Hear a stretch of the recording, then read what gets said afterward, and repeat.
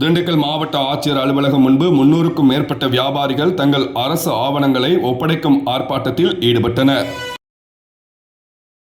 செவ்வாய்க்கிழமை இரவு 8 மணி அளவில் கிடைத்த தகவலின்படி திண்டுக்கல் மாவட்டம் பழனி தண்டாயுதபாணி சுவாமி கோவில் உட்பட்ட அடிவாரம், கிரிவலம் பாதை, சன்னதி வீதி, ஐயம்புள்ளி சாலை உள்ளிட்ட பகுதிகளில் ஆக்கிரமிப்பு கடைகளால் பக்தர்கள் அவதி அடைவதாக கூறி திருத்தொண்டர் சபை நிறுவனர் ராதாகிருஷ்ணன் மதுரை உயர்நீதிமன்றத்தில் வழக்கு தொடர்ந்திருந்தார். இந்த வழக்கின் அடிப்படையில் கிரிவல பாதையில் எந்தவிதமான ஆக்கிரமிப்பு கடைகளும், தள்ளுவண்டி கடைகள், தற்காலிக கடைகள் எதுவும் இருக்கக்கூடாது என உடனடியாக அகற்ற வேண்டும். கிரிவல பாதையில் எந்தவிதமான வாகனங்களும் செல்ல தடை விதிக்கப்பட வேண்டும் என்று ஓய்வு பெற்ற நீதிபதி பாரதிதாசன் தலைமையில் குழு ஒன்றை அமைக்கப்பட்டு ஆக்கிரமிப்பு கடைகளை தொடர்ந்து முழுவதுமாக அகற்றப்பட்டு வந்தது.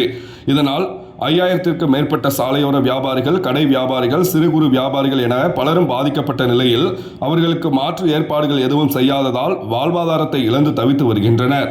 இந்நிலையில் கடந்த சில நாட்களுக்கு முன்பு எண்மண் எண் உரிமை என்று சாலையோர வியாபாரிகள் சார்பில் அமைப்பு ஒன்று உருவாக்கப்பட்டு பல்வேறு கட்ட போராட்டங்கள், ஆர்ப்பாட்டங்கள் நடைபெற்றது. இந்த நிலையில் தற்போது பழனி சாலையோர வியாபாரிகள் சார்பில் திண்டுக்கல் மாவட்ட ஆட்சியர் அலுவலகம் முன்பு ஆவணங்களை ஒப்படைக்கும் போராட்டம் நடைபெற்றது. இதில் 300க்கும் மேற்பட்டோர் கலந்து கொண்டனர்.